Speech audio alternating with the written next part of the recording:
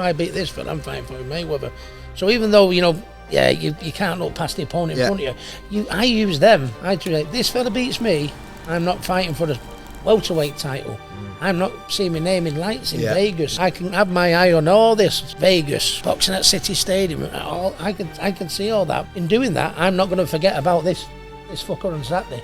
What would you say during your boxing career was the darkest moment then? I think the ball started rolling when I got beat by Mayweather. I didn't want to leave the house. I stayed at it. I went with it, and I ended up fighting at the City of Manchester Stadium in my next fight. Shortly after, I fell out with Billy Graham, who was my trainer and best mate. Then I got knocked out by Pacquiao, which ultimately meant I've got to retire now. And shortly after that, I fell out with my mum and dad. And then I split up with my missus. I was in such a bad way. So I went into Manchester, went and spoke to someone, knocked on the door. This fellow opened the door. He said, "How are you doing, Ricky?" I just fell on my knees, put my arms around his legs, and I said, "Listen," I went, "you need to help me today. You need to tell me what I need to do. Because if you don't, I will not be here next week. I'm promising you."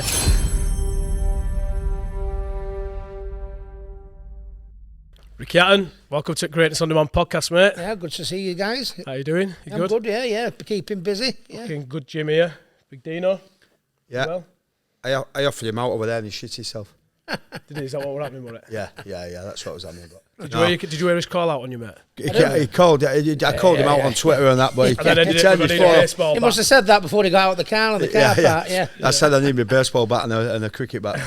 But he's a good friend of mine, Rick. I'm glad he's come on my podcast. It's been amazing. Yeah, brilliant. Look, we start this podcast as always, Rick, in asking all of our guests, how would you define greatness? What would you say are the key characteristic traits that make somebody great? I suppose, it depends on how you want to look at it. I mean, when you think of, if you're looking at me and Dean as sports people, you look at it from boxing. If you look at it from a sports point of view for greatness and this and that, or listen, not everyone can be a professional footballer, not everyone can be a professional boxer, but but whatever you do in life, you can still be great. Whether it be parenting, a grandparent, looking after your kids, or being a good friend to your mates, something like that. That's what greatness is all about. Not everyone, that's once and that's end of the fairy tale stuff, isn't it? What I'm very proud to say I did fighting in Las Vegas and fighting at the Etihad Stadium and winning world titles and crowds of 40,000, 50,000 cheering me on. It doesn't, but I think people always followed me because not just because I was exciting to watch as a boxer. I was a body puncher.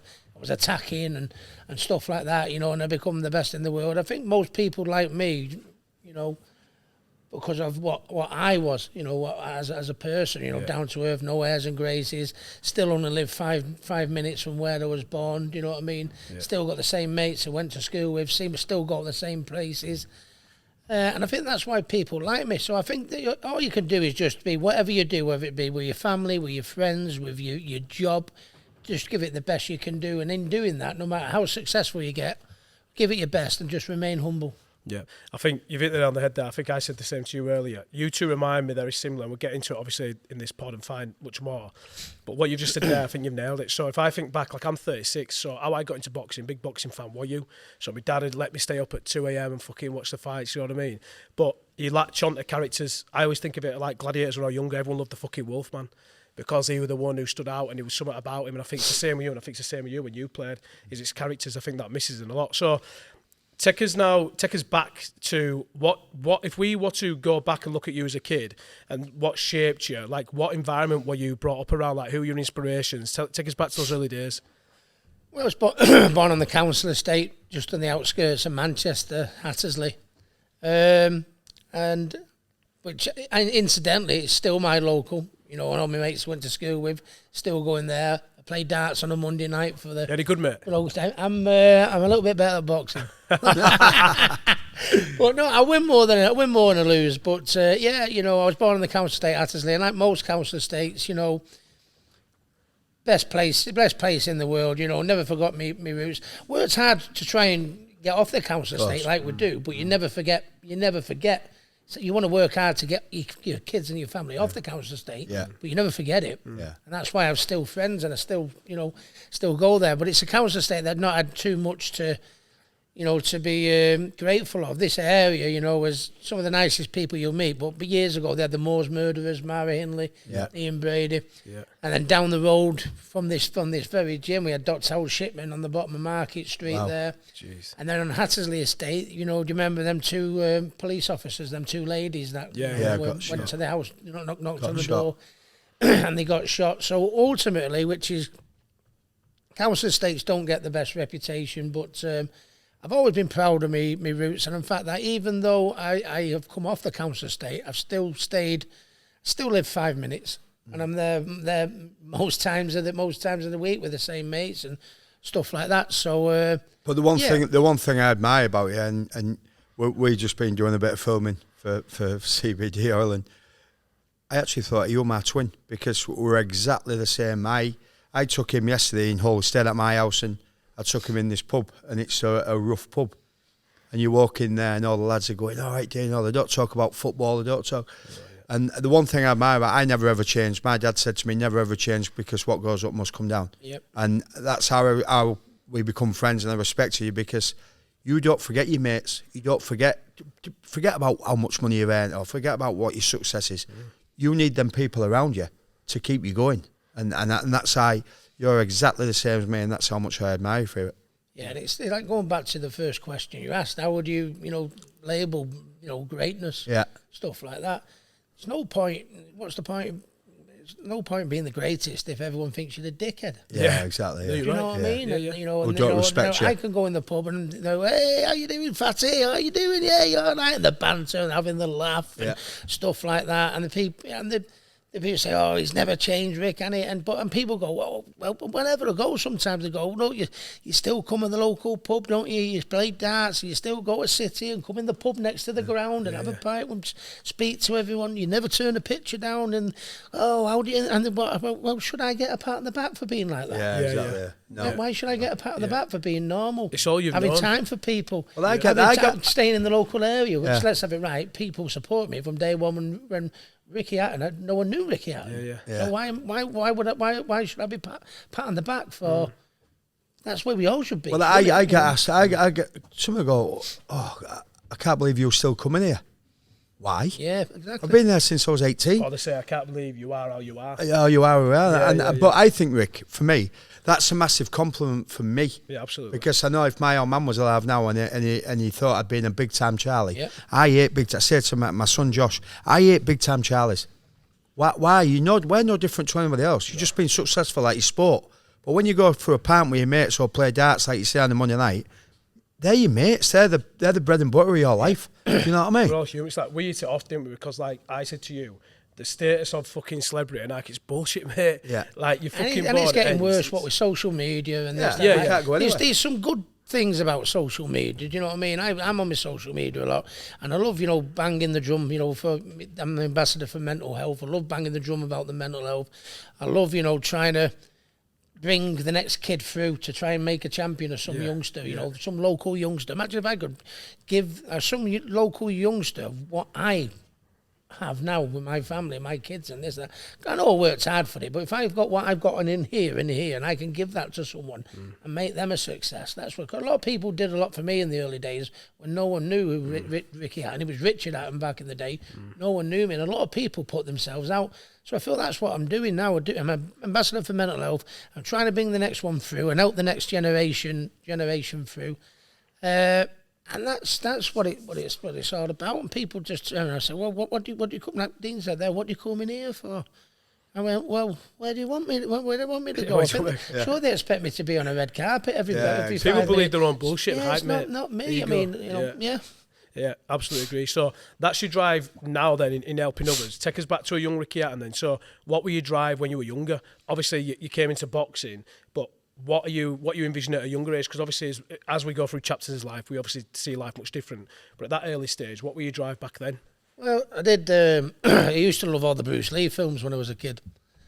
Proper into the Bruce Lee films. So then obviously I said, you know, to my dad, Dad, I want to go and do a bit of kickboxing, a bit of Thai boxing and that. So I went to the local gym on Hattersley. And it basically started from there when I was 9 years of age. And then as I started having a few fights, I got to like 10 years of age, which is when I could start boxing. my kickboxing coach said to me, he said, listen, Ricky, he said, you've got a talent with your fists, with you being short and stocky and coming in, you know, like decent punch, but, you know, you're a little short ass, you know, so your legs aren't that long, you know, so you're trying to get close to use your punches, and you just haven't got the reach to get near them. They're kicking you, know, and you can't get in. Why don't you give the boxing a try? So I went over to the Louverlite boxing gym, which was in Hyde, which once again is 5-minute walk from where we're sat, just down the road. And there was a fella there called Mr. Ted Pete. And I had a couple of years there with Ted Pete. He was the first one that taught me how to box. The fundamentals, you know, your footwork, your jab, your defence, hold your hands up, you know, go side to side and all that. And then as I started getting a few more fights under my belt, I moved nearer to Manchester to a gym called Sale West ABC that was run by Mr. Paul Dunn. Both of them not with us now, and I miss him every day. But and he was an ex-professional, an Irish champion, and he used to box. He taught me how to box professionally, like coming in, rolling and slipping, you know, and body punching and changing angles and stuff like that. So most people were like, "Where's this Richard Hatton come from? Body punching?" Because most of the amateurs back in the day were like that. Okay. And then all of a sudden they got this little blonde-haired kid, spiky hair like Ivan Drago, coming in and dancing, rolling and body punching, and that's where it started. And you know, when I first got the chance to box for England, I thought I never really took it too seriously until I got the call up to fight for England. I thought, Jesus, I must be. Did you get paid for that, for fighting for England? Did you get any? No, not in the amateurs. No. But then I thought to myself, I must be half all right if I'm playing for it. So when I boxed for England, started taking it a bit more seriously. And then as I got more into it, you know, I was about 15 years of age, and I went to watch Nigel Benn versus Eubank at Old Trafford, which don't normally like going to Old Trafford, but for Ben Eubank, I thought we'll go for that. And it was, and I was sort of like hooked. That's the first professional fight I'd ever been to. It was 60-odd thousand at Old Trafford like that, you know. Nigel Benn's coming, and Chris Eubank's obviously the showman, and he's jumping over the rope, he's giving it all that. But Nigel Benn was no nonsense, attacking, absolute animal of a fighter.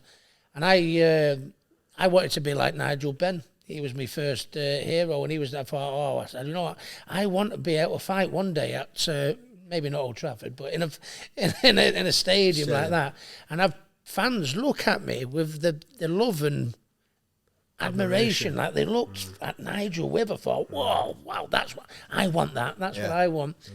And that's where. And then as I got more and more into the game and got more as a student of the game, Roberto Duran become my favourite fighter of all time, and it's incredible that I see him at different functions now. You know, different of the big fights. He's been over in the UK a lot. He messages me on his phone every now and again, and feel very, very blessed. But yeah, there was a lot of people that inspired me. You know, Nigel Benn was one at first, then Roberto Duran, and a lot of people helped me. You know, Manchester fighters, like when I was just coming up before I got to professional, like Steve Foster, Ensley Bingham, Cal Thompson, Maurice Coe, Pat Barrett, Delroy Rowe, Robin Reed, who were all fighting in the gyms around Manchester. I was going in the gyms around Manchester and sparring with all these fighters, you know what I mean?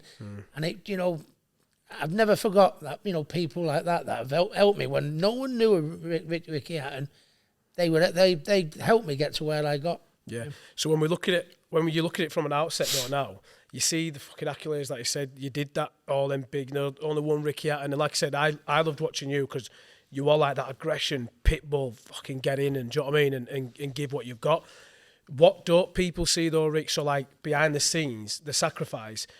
We all see what the media want to portray and all the BS they want to do for headlines or whatever, and we see the belts, we see all this flash. What don't they see that's going on? Because it's a lonely game, isn't it? So what don't they see in the times when there's no cameras or anything? What's going on here as you're going through that journey? It's a fucking mess, that's what's going on. It's interesting, isn't it, though? It's interesting because, like, we talk about greatness. Well, you know, when I was, you know, the younger days, you know, I mean, you know, you're loving the game, you're loving life, you're working your way up and everything like that. And when you're younger, you've not you've not got a care in the world, have you? You know, everything's just going. You know, it's when when you get a little bit older and the family come along and the bills start coming in, and and the pressure's on for you to provide a bit on and little things. But when you're just coming up as a youngster, there's no the only hard thing is they don't see the sacrifice that you make, whether it be a boxer, whether it be a footballer. Is they think to box, it's the hardest game in the world. Look at the state of them on the TV and this and that. You know what I mean? You think that 12-round fight, that used to be, that used to be every day for the last 3 weeks, with sparring in the gym. Do you know what I mean? Yeah. Dieting. Your mates are all going out, on the piss, and eating and doing what they want and going for meals. And you're running every day, you're dieting every day, you're training every day, you're sparring every day. And then when you've got all them things out the way, then you've got the small matter of the fight. You know what I mean? Yeah. So, but that's just boxing for you. But I mean, at the end of the day, it's those ones that are willing to do that. Whatever profession. Did you ever feel lonely in those early days, though, at times as well? Did you ever have a more like a reflection? Like my story's totally different, but it's still in the sense of where I am now in my position in my life. Lad with 3 GCSEs, he's done well, business mentor, whatever. Even being able to have, podcasts like this to speak to people like you. It's funny because you said it, and you're right. In the early times, without that pressure of having family and all these other things, it's always been a lonely place. Even today, it's still lonely for me now because the pressure of my kids and my missus. And I asked George Groves this, and it's interesting to get your understanding from it. When you get to the point, like you said, where now it's ready for the belts, now it's ready for the big time, does more pressure come from that because there's more people relying on you rather than there was early points? It does. You're providing for your family. I mean, it's always when you first turn professional and you start making a living for yourself and putting a few pennies, you start thinking, I want to get a house, I want to get a car, I want to do this, And then, so... It is more important when you leave school and you go into the big wide world in it. You've got to start earning a living and stuff like that. Of course, the pressure goes on. But are you focused on winning though, Rick? Sorry to interrupt you there. Rather than thinking about what could happen of the negative sense, were you always focused on? I know I'm going to come out on top. Whoever's faced in front of me, even when you had those pressures. No, you got to do. To be honest with you, it was always important back then. I mean, I always had this gift where I'd look across the ring and think to myself, I mean, when the kids eventually came along, it was always important, but when the kids come along, it became more important because it's not about you, just for you now. Yeah. I've got to put a roof over their head. And I used to look across the ring and I think, you potentially taking fucking money out of my kids' pockets and food out of their mouth. Yeah. You're fucking getting it here today. Yeah. And that was my, that was always my my drive. See, my dad said to me, the better you play and the more goals you score, the more money you'll earn. Exactly. So I once crossed that white line, I just want it to be the best. You've got to look at it that way. You've got to look at it in that order. Because if you start looking at it, I want to beat this fella because I want more money. Yeah. You've got to ask about face there, innit? The money will come with the success. That's the way you've got to look at it. So were you ever chasing the next fight then? Because when you got to the point, what you always wanted, in Vegas, there's only one Ricky Hatton and all these things. Did you ever take those moments in those moments, or was it just a blur now, and you were chasing the next thing afterwards, or did you actually take those moments in? Well, you people turn around and don't look past this next opponent, and I say, well, yeah, you've got to look past this next opponent because if I hadn't looked past, if I'd have fought Costa, I beat Costa and I was thinking Costa, then I'm thinking fucking Floyd Mayweather. Me, if I beat this fella, I'm fighting Floyd Mayweather. So even though you can't look past the opponent in front of you, I use them. I do like, this fella beats me, I'm not fighting for the welterweight title. I'm not seeing my name in lights in Vegas. I'm not seeing this. I'm seeing that. I'm not earning more money. People don't want to see. People don't want to. It's not like saying, don't look past the next opponent. You fight the first opponent. Yeah, of course you do. You don't look about, past the first opponent. But I think you do. And and that's only the good champions, that can do that. They can say, I can have my eye on all this. Vegas, name up in lights, boxing at City Stadium.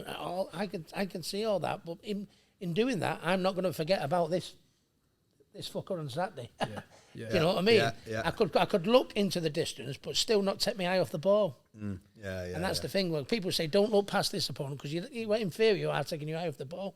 I used them things in the distance for my inspiration to get past him. So do you believe in like the bigger purpose of having a vision then, of seeing like where it is you want to get to and pushing on from that? Yeah, absolutely. I mean, and it's like we spoke a lot of people like me because I'm not arrogant, I'm down to earth, I say it the way it is, how Grace is, you have the same mate, and this and that. No but from day when I won my first title, WBU title against Tony Pep, all the posters are around the gym and like that, you know what I mean? And I was concentrating on beating Tony Pep. That was my fight.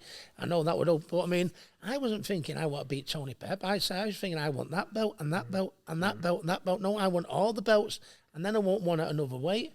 And then I want to do what my hero Roberto Duran's done. I want to see my name on the strip up in Vegas. And I want to see, I watched Nigel Benn at Old Trafford against Eubank. I want to box that city. Yeah.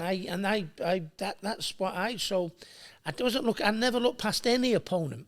That's this fellow on Saturday, that's the most important. But I wanted that. And I wasn't going to stop till I got it. Yeah. So what was let's flip reverse then. What would you say during your boxing career was the darkest moment then from those highs?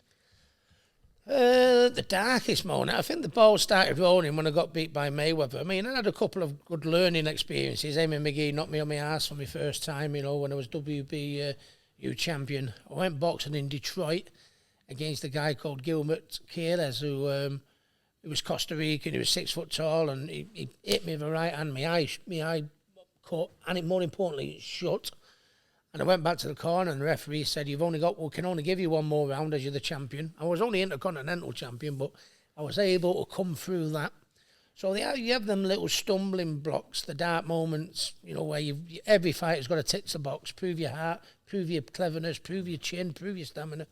So I was having all them very scary moments, but I think the dark time for me was, and the ball probably started rolling with me, my ongoing problems in years to come. But I think the ball started rolling when I got beat by Mayweather. Because, Floyd Mayweather, one thing about, he was the best pound-for-pound fighter in the world, and he'll probably go down now after what he's done since he's fought me as arguably the greatest of all time. But that was the first time I'd ever got beat. What was you like with people around you? Because when I lose the game of football, people say they go home and kick the cat or whatever. My wife at the time, I didn't want to interact with people. And that's just a game of football. I couldn't leave the house, to be honest with you. I felt that embarrassed. And I know, locally, people had to hide, and in the area, they all loved me. They were all behind me. But when I got beat by Mayweather, all sportsmen's dinners, all appearances, all functions, all got cancelled. Did they? I didn't want to leave the house. I was walking down the street, and I was thinking in my mind, these people they're laughing at me. Everyone's laughing at me here. Everyone's laughing at me here, and they wasn't. They were looking at me proud as punch. And when you was at home, was you drinking? Was you obviously? No, it wasn't. No? I mean, I've always ever since I left school and I was 18, and I've always fancied a pint and that. Yeah. I don't think it got to the stage where it was that bad. I probably drank a little bit more than I should do for the athlete and the world champion stuff like that. But no, it absolutely was never really a problem. It was more a mental thing. More a mental thing for me, and I felt like packing the game in, to be honest. But eventually, I stayed at it. I went with it, and I ended up fighting at the City of Manchester Stadium in my next fight against Juan Lascano, 55,000 fans. I watched it. So then that sort of fulfilled me confidence. Oh, I was right to carry on. Look at this, I boxed that City now, brilliant, and but that's when the start. But then things started going tits up from there on in. I was having good times, bad times, and then when I fought at City, shortly after I fell out with Billy Graham, who was my trainer and best mate. So I sort of my head fell off again. So I got beat by Mayweather, heads fell off. Boxed at City, we were back up. Yeah. Got beat, fell out with Billy Graham. Oh, I'm down again. So my head had just started to yo-yo. With me confidence and my frame of mind and what I should be doing. And then bit by bit from that stage where, instead of having it all my own road, then all of a sudden I got beat by Floyd and then started falling out with Billy and this, that, and happened. That's when I started drinking a little bit more, what I mean? And, and that's basically, but it just all seemed. And then shortly after falling out with Billy, I've made up with Billy since, but I'd fell out with Billy. And then I boxed Malignaggi in Vegas where Nolan and Liam carried the belts in. So I thought, oh, my heroes have carried the belts in, so I'm back up again. Then I got knocked out by Pacquiao, which ultimately meant you've got to retire now. Game over, Rick. You can't fight anymore. You've got to retire now. And then shortly after that, I fell out with my mum and dad. And then I split up with my missus. And then I was sat in the house one particular afternoon and just sat there, nothing to do. Got no Billy Graham, no boxing, no mum and dad, no missus. And I thought, I don't have to. What have I got to do? What am I here for in this world? But I mean, no, and I didn't care whether I lived or died. You know, I tried killing myself several times. He's a fucking mirror of me, by the way, I'll tell you. I tried killing myself several times, you know what I mean? I took a few tablets, I tried slitting my wrist, and then I thought to myself, I haven't got the bottle to do it. I don't know why I can't.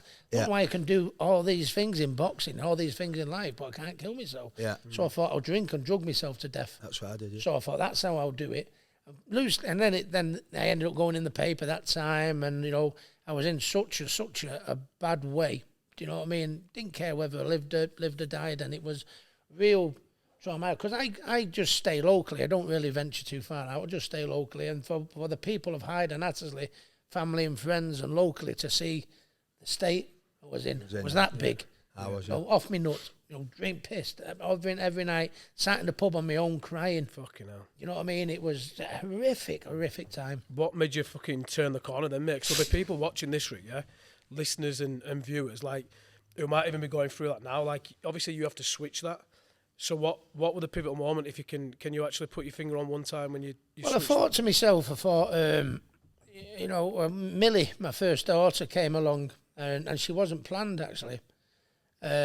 So I thought, during the time you were doing like self-destruction moments, were it? Yeah. So she came along, you know, and she wasn't planned, you know, and I think the reason why she wasn't planned because I don't think Jennifer, my partner at the time, would have said now's the time to have a girl. Yeah. But I thought to myself, this will help me. This will help me get back on track. You know, it's not about you. You know, I had Campbell. He was a little youngster at the time, and thankfully he was too young to know at the time exactly what was going on. But then Millie came along, and I thought, you know, use this to your advantage. It's not about you. About your kids, you know what I mean? Stop feeling sorry for yourself. Get your ass together. And it didn't. No. It didn't. Still carried on, you know, and I thought to myself, this is a joke, this. So I thought, and there was something inside of me, I don't know if it was, a little fellow on my shoulder tapping me or just something. One day he said, Rick, it's coming to an end, this. You're going to end up, it's getting to that stage, you're going to do it. You need help. You need help. You can't do it yourself. You need to go and speak to someone. So I went into Manchester, went and spoke to someone, knocked on the door. This fellow opened the door. He said, how are you doing, Ricky? I just fell on my knees, put my arms around his legs, and I said, listen, I went, you need to help me today. You need to tell me what I need to do, because if you don't, I will not be here next week. I'm promising you. I've reached, this is the final rung of my tether. Bottom of the pit. I said, I will not be here next week. You need to tell me what to do. And he said, come in, Ricky. And we sat down and we just got talking about different little things. And then the next day I'd go again. Then after a bit I started feeling, I thought, yeah, it's working this. Yeah, the best thing I did was go and see to him. And then I started going every week and that. And then bit by bit, I got my own little routine in place where I started keeping myself busy. Yeah, a bit of structure in my life, started doing things like that. And, you know, it's the best thing that I did, you know. And there's people out there, you know, I mean, people say, when you ask the question, what turned it round, you know, it might have been something for someone else. It might have been something else for another person. Yeah. For me, it was getting up and going speaking to someone. And there's nothing... There should be no shame in a man or a lady, you know, turn around and going, listen, I can beat him in the ring, I can knock him out, I can beat him in the ring, I can do this, but this, what's going on in here, I need help, I can't do it. You can't do it on your own. And it doesn't matter, you know, whether you've got to do that, the best thing you do. I decided the same, I was like you, I was bloated, I was drinking heavily, I'd lost my wife, lost my children, moved back to Hull, and then I knock on the door, and it was my teammate, Ian Ashby, and he looked at me, and he didn't even have to say it, he went, you need fucking help, by the way. Yep. And I ended up in Sporting Chance. Yep. Obviously, you've been there. I went Sporting Chance as well, yeah. Tony Adams' clinic, which was probably for I went to Tony Adams. Did you have the big spare bedroom, or did you have the little ones? I had the big spare bedroom because Paul Gascoigne said to me, get in that big bedroom because you're on your own then. You didn't have to share the room. But I enjoyed the Sporting Chance. I did the Sporting Chance and the normal rehab, because I think the normal rehab, I think they just spoke to you like all the same. no, you're in denial, this, that, and all the rest of it. But, hang on a minute. I was saying, the world's seeing my problems. The world's seeing my world fall apart because of, because I'm sort of like in the spotlight. You can't, treat me the way the way you. And I went to Sporting Chance, and it was all sporting people. Brilliant, man. That were in the same boat and in the same position. So they could relate a little bit, to that. I think to myself, well, there's 16 of us in here, and we've all got problems, the same and that. But and they're not dealing with it like I'm dealing with it. Yeah, Daily Mirror, News of the World, ITV, Granada. You know what I mean? No, that's. Are you dealing with that, everyone? Yeah, that's what I found. I don't want to sound patronising to all the people that were in there because we all had our problems. Yeah. But I think the way they were treating me, and it's not I wanted extra treatment. I think I needed to be treated just a bit differently. Yeah. And Sporting Chance did it. James West, did you have James? Yeah. Yeah, brilliant, man. Yeah, he passed away. Oh, really? Yeah, he passed away, yeah. But he was a great mentor for me, was James, yeah. Do you think the struggles that you had post-boxing then made you a better man today? Without a doubt. Without a doubt. To me, what we're doing these days, boxing was so great to me. And I know I worked hard at it, but if I can, pass what's in here and what's in here and give it to some youngster and say, listen, a lot of people helped me out when I was on the way up, and I'm only doing what people did for me. Yeah. If I can do that and bring some youngster through that can... But I bet you see that, though, in a kid off the council estate, because you was that kid. Yeah. And I like that. I like helping people. Yeah. But you've seen that kid going, you know what? If I don't help this kid, he could go by the wayside here. Yeah. So then you drag him in here and you go, listen, and don't, not patronising him, but go, I'll help you, because I don't want to see you on drugs. I don't want to see you drinking. How satisfying is that for you? That's why that's the way I do it. Because when I packed him from boxing and I knew he had to retire, and I'm sat on that couch, and I had the talk with the psychiatrist and everything like that, and I thought, you need structure, you need to do this, and this is what he told me. So then I started going into boxing training, and I started getting a buzz, when I was training my boxers, and they'd come up to me and go, hey Rick, look at my new car I've got here. That's because of you. That you've helped me get that. Brilliant. I think that's why I'm doing it. Yeah. And then when I went into the training and the promoting back in the day, some people would say, "Oh, I've just paid my mortgage off, Rick. Oh, thanks so much." You know. And I think to myself, that's what drives you. This is what this psychiatrist said to me. Find something what makes you happy in your life now. And boxing is my one of my main loves. So I went into training and see, what was happening. And then I'm an ambassador now for mental health, which I feel very proud of. And to be honest with you, not just mental health, I'm a patron of a charity called Calm. And it's a campaign against living miserably. And it's, and you can go to this Calm, and it's like, I'm an ambassador for it. And whether you've got, mental health, suicidal, depression, anxiety, OCD, financial problems, whatever problems you've got in your life, whatever problems going on between your napper, this firm will help you out. Because basically it's all under the same umbrella, isn't it? Of course, you know what I mean? Anxiety, mental health, this, that, and all this. And I think, and that's what I do, and I'm an ambassador for that. So it's, if I think of somebody how was in a place out there that was so dark, like where I was in, wanting to kill myself with everything that I'd done and everything that I had to look forward to and everything like that. And I know there's someone out there in the same boat as I with. Yeah. And that's what I found. They knew to do stuff like this to get it out there. Yeah. If I can help you, of course. You know what I mean? That's what it's all about. That's why that's why I do my Twitter. 100%. Do you know what I mean? Because, as you say, and people don't say this, Rick, and they're probably not on your phone or on my phone, but like the messages that you get privately by going, like if I don't do a video in the morning, somebody direct message me on Twitter and going, "Where's your video? Are you all right? Yeah. What the fuck's up, Dean? Yeah. I go, oh no, I've had a couple of days off I do a sportsman's dinner, Dino, and to be honest with you, and I say this to the people in the room, and you think, and the sad thing is, you think that you might get the odd 2 or 3 come up and go, oh, thanks for that, Rick. You know what I mean? It's mad, innit? Hey, there's a fucking queue. Yeah, exactly, yeah. Which is really upsetting. I've worked on the after dinner. But if it's a queue, well, I tell you what, I've helped more than one tonight. Yeah. If I'd have helped one, it'd have been good enough. But tell you what, and well, I've worked on the after dinner circuit, and the one thing is that, and my surprise is that, like you say, there's big men with tattoos look hard as fuck, and they come up and they're like got tears in their eyes going, yeah. Do you know what? I'm struggling here, Dino. Oh, big time. Do you know what I mean? Yeah. So then I get in the car And I drive home and I say to my missus, you know what, I've had this fucking big chap come up to me saying, and I'll say... It helps you, but it helps them, but it helps you We as well, said here, doing this is therapy. Absolutely. Do you know what I mean? Yeah. It's therapy. You're because, right. we're not the counsellors. We're just the ones with problems and go, right, this is how to help. So when people do watch this, this is what you need to do.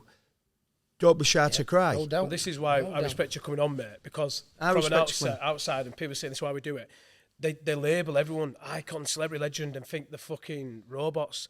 But we're all human, mate. Yeah. And it's like, you start, and I always say, life's a game. You start, you end. Doesn't matter how much money or what you've got or what you've achieved. No, we all have the same same nugget. We all have the same head. What you are, mate, it's just, there's a book called The Go-Giver, and I put it to me years ago. So what you just said absolutely resonates. There's a client of mine called Dara, and I'm sure he'll watch this. And I got the same buzz when he messaged me. And he's been with me now 2 years. I've been growing his business. He went, mate, you've made me debt-free. You paid my mortgage off. That to me in itself, it's like Jesus, wow. Because there's so many bullshit gurus in my game who are fucking, just trying to feed their own pockets and trying to have these business marketing issues to do whatever. Whereas I get the same. It's a go-giver mentality. So it's like, it's not even in your experience from boxing. Just from a young age, probably all the way to where you are now, you've just always probably wanted to give back. Yeah, but I think Dean will agree with me. We'd love to turn the days back where you're walking out the tunnel in front of the crowd, putting the shirt on, you know what I mean? It's a new chapter now, Ricky. Yeah, and stuff like that. And there's nothing I'd love to hear them words. There's only one Ricky Hatton and the world champion and stuff like that. Yeah.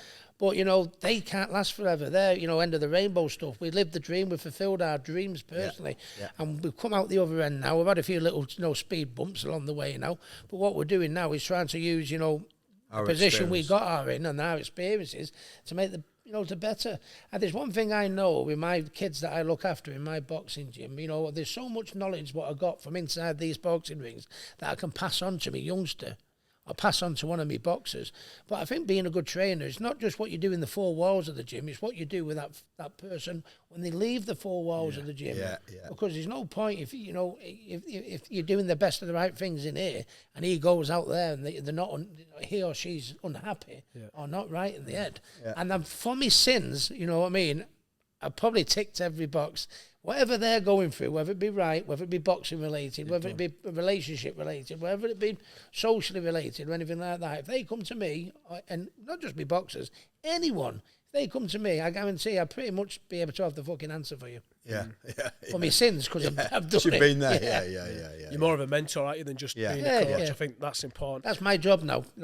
Boxing's gone. That's listen, I like helping people and helping myself. All good things come to an end, Rick, don't it? Your body tires. I retired at 40 as a footballer, very blessed to play for 20 years.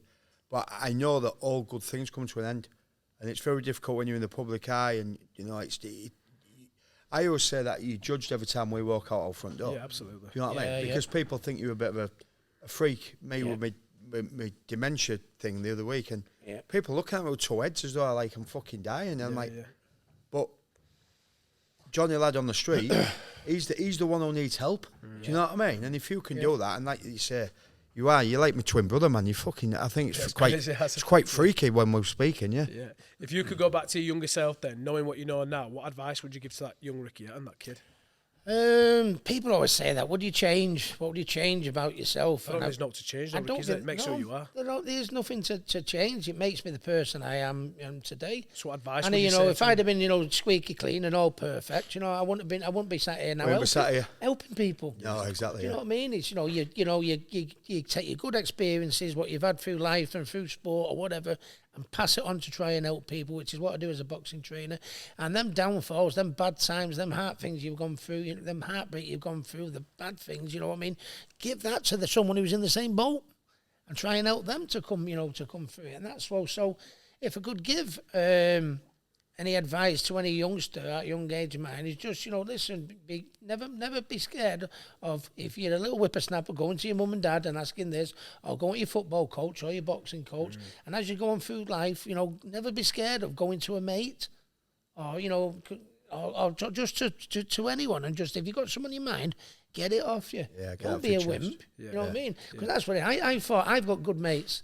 And I thought, but I still thought, as good a mates as I had, when I was going through my bad time, I thought, I can't walk in the vault here. I go, hey lads, you all right? Can I just share something with you, lads? I want to kill myself every day, and I'm praying every day. It's not going to happen. And I didn't want to say to my family, you know, my loved ones, you know, me missus even at the time. I didn't want to turn around because I didn't want to worry them to death. So you keep it in. I'd say, you know, listen, okay, don't be too proud. Your friends, if you've got good friends, they'll be there for you. Your family will be there for you, and get it off your chest. Because if you don't... Are you okay with your mum and dad now? So I've met them in Tenerife and... Yeah, we get on, you know, okay. I think we don't see eye to eye. I don't think, you know, we ever do. But, I mean, weekend past, Lola, my niece, she boxed. It was also her birthday. She won. And Nice. was there with my mum and dad, all with the family. Oh, hey, you okay? You had a drink? And then went to our Matthew's house because it was Lola's birthday, 13th birthday party. So... my girls, Millie and Fern went, Campbell went, Lila, my granddaughter went, my mum and dad was there, and, you know, I don't think we're ever going to see eye to eye and, you know, but, you know, it's nice, it's comfortable, it is. Hey, mum, hey, dad, you okay? You all right? What do you think of the fight last night? Oh, good, yeah. What about City, dad, you know? See, my problem... I don't think it will ever be, but you know, listen, I think we're all happy with... Of course. Well, because that, you know, they know I love them. I know they love me. Yeah, absolutely. It just, what's happened. It's just unfortunate. Well, I fell out with my old man before he died. 5 months in, I never had an argument with my old man, you know, for 41 years. And then in that 5 months he passed away, and I thought, what the fuck? And that's how I ended up snowballing that snowball, you say. And my problem was I couldn't handle shit, so I just got to the pub. And I never told anybody, Rick. I never told anybody that I was down or depressed or said out to my ex-wife or to my kids or whatever. Yeah, it's just, you know, you go there, you know, back in the day I was going to the pub and I was having a drink and then I was having a couple of the other things, you know, and you know, and then you're all right for that period. When you wake up in the morning, you feel shit. Oh, worse. Yeah, you know what I mean? Yeah, not just you know, that little bit. Each day worse. Yeah. And it's the way it is, to be honest with you. And I feel so proud that I did go and speak to someone because, you know, I mentioned earlier, you know, I wouldn't have, if I'd have took my life a few years ago, I wouldn't have seen Campbell go professional. Yeah. I wouldn't have made up with Billy Graham. I wouldn't have made up with my mum and dad. Yeah. I wouldn't have seen Lila and Jack, you know, go and doing what they're doing in boxing. Jack's at his first GB squad this weekend, at Sheffield. I wouldn't have seen my granddaughter. I wouldn't have seen Campbell go professional. I wouldn't have had that Hatton documentary that was up for the BAFTA. Lots of really good feedback. If you haven't seen it, watch it. That's helped a lot of people. Yeah, thanks. Yeah, I went on the ice skating. I don't know why I did that because it was crap. That was fucking fun. But I'm glad I did. I met some great people on it, and to be honest, you know, I accomplished my fears. To be honest with you, I've never been as nervous. It's the first time I've been as nervous walking out to do the ice skating than I was when I was fighting. Because that's the thing you miss. I don't know if it's with the football. The one thing you miss is that the worst thing is making that walk to the ring. You're thinking, what am I doing this for here again? But then when you retire, that adrenaline, that bit of, you know, standing on the edge of the world, oh, shit, you know, when that's gone. And I got that with the ice skating. So basically, you know, to put it in a nutshell, you know, all the good things that I'm doing these days for people, with my family and this, that, and all the rest of it. Look what I'd have lost out on if I hadn't gone and spoke to that person. So if you're watching... Yeah, I think that's it. Yeah, absolutely, mate. Brilliant. Against that, we said labels. I've been in that position where I just think I've never, touch wood, ever been in a situation where there's a lot of stigma, like I said, when you're a man, you can't speak. Fortunately for me, I've just always spoken anyway because I've always had the mindset of, fuck it, if someone thinks I'm a wuss or whatever, I don't care. Like, I've just had that attitude. And I think it's important, if you can get that attitude, to talk to your friends, your family, and speak openly. You'll realise a lot of fucking people are saying the same stuff to you. Do you know what I mean? And then you can relate. Because like we were saying up way down here in Carl, weren't we saying, isn't it mad in moments where you think you're the only person out of millions in the world that it's only affecting, it's only you? Isn't it crazy? Yeah. But the millions of people think that same shit. Do you know what I mean? And that's why I respect you, mate, for doing this. Because, again, I know we keep saying this is why we do this pod, is strip it all back to know. And it's the good things, you know, that you know, when they said we were talking about earlier, what me and Dean going out there, Matthews, Campbell's found it hard, you know, as a professional, you know, I mean, oh, you're never going to be your dad, this, that, and all the rest of it. And he's found it really, really hard, you know, and that's the thing, you know, with social media. You get these people that come on and go, you're only saying it because of this and only because of that and this coming out. But, you know, and the other thing, you know, you get things like this. You know, that comes off. You know, then we can do good with people. So it has its ups and downs, and this is one of them ups for me. Yeah, but Campbell must be a different person to you, a different boxer to you. Josh is a different person to me. Mate. Everyone's different. Josh is a different footballer to me, very successful. My youngest son's the same as a footballer.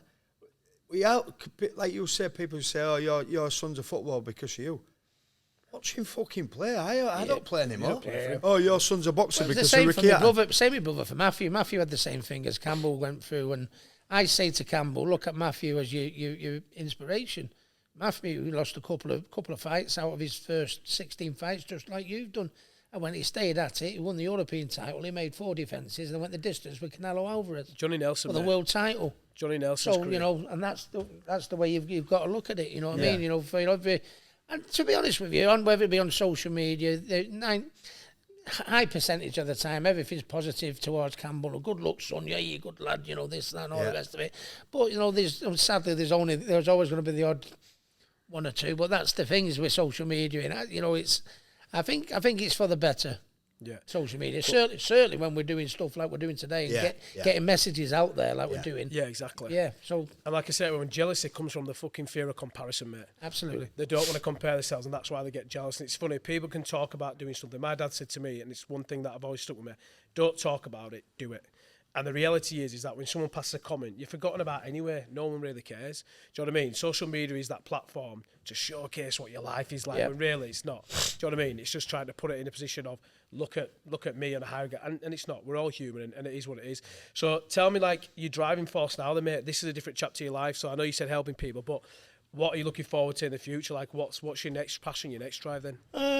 Away from even just the boxing. Just keeping what I'm doing. What I'm doing is to try and be the best. I know Campbell was at an age when he was when I was coming through my bad times.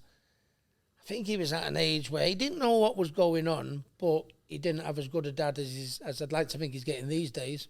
You know what I mean? Because when, you know, there should have been times, and my girls, you know, when they were first coming up, it was that real spot. And I know Campbell, forgive me, and I know my girls and Campbell's mum and the girl's mum will forgive me in that. But I know back then, you know, I could have been a lot better dad than what I was. And the only thing I'll ask for, and I think that's why they are with me, I asked for a little bit of sympathy. That was in a very, very poorly placed, dad place. Loads of times I should have picked Campbell up, you know what I mean? Oh, sorry, and I've been out on the piss and not come home and stuff like that. Loads of times I should have picked my girls up and everything like that, you know. Not done it again. So sorry, I've been out last night. Sorry, I can't pick them up.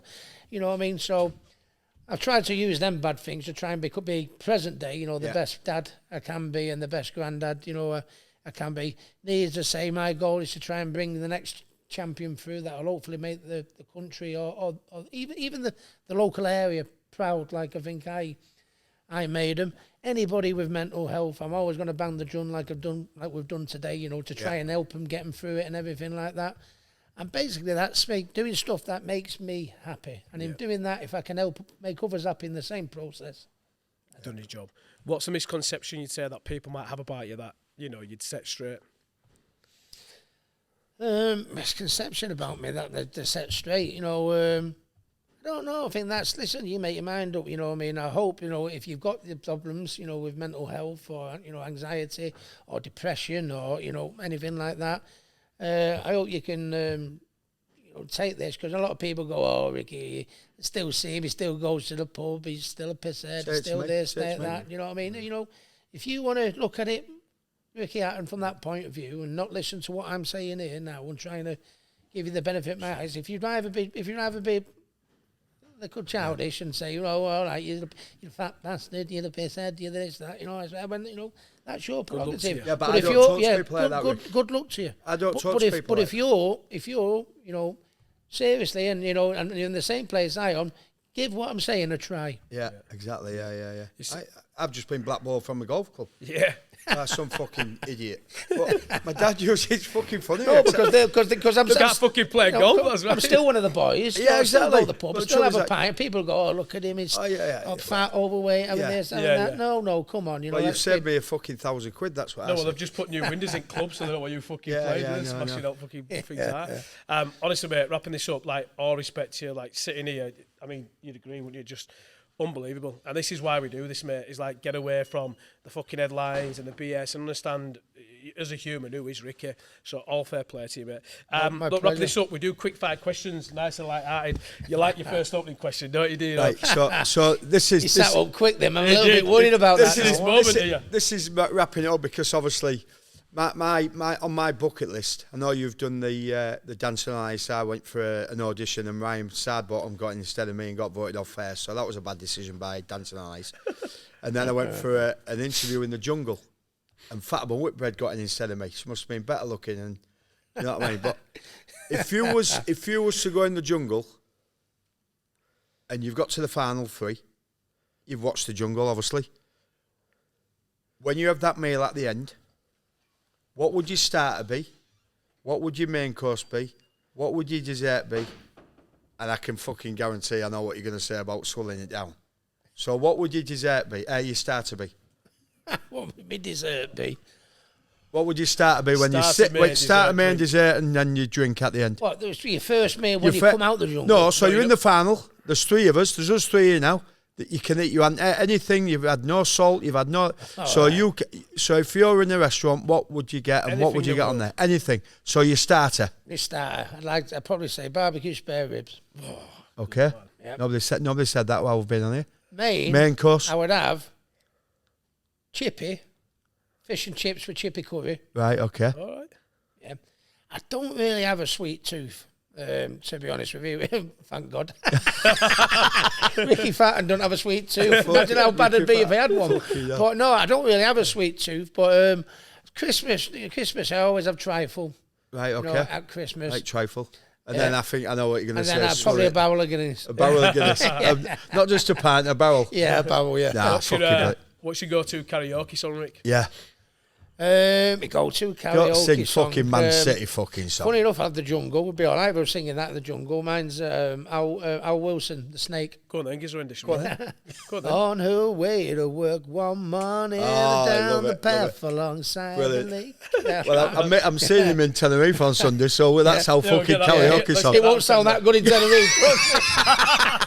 I don't think I'll be able to see you in Tenerife. If we go into your Netflix account, what are you watching right now? What are you into? The Netflix account. I'll tell you what, in lockdown, there's so many things in Netflix. I'm not really. There was The Afterlife. Brilliant. Yeah, which with Ricky Gervais, which was an hour of one minute I'm crying, laughing, next minute I'm crying. Imagine watching that on your own in lockdown. I lived on my own. Oh, fuck in lockdown.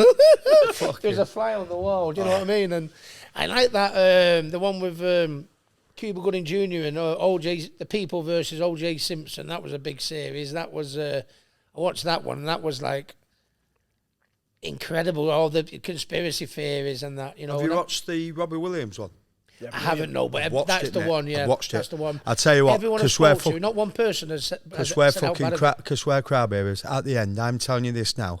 Sat next to my missus, and the pillars over my head, I'm fucking blubbering, man. Oh, really, yeah. Oh, man. You know what? To be honest with you, I might watch that tonight because, to be honest, there's a few people told me. Watch it, mate. Last week I was in London with Chloe. One of my girls was boxing, and obviously this week we've got Cheltenham and Tenerife coming up and everything like that. So have you gone?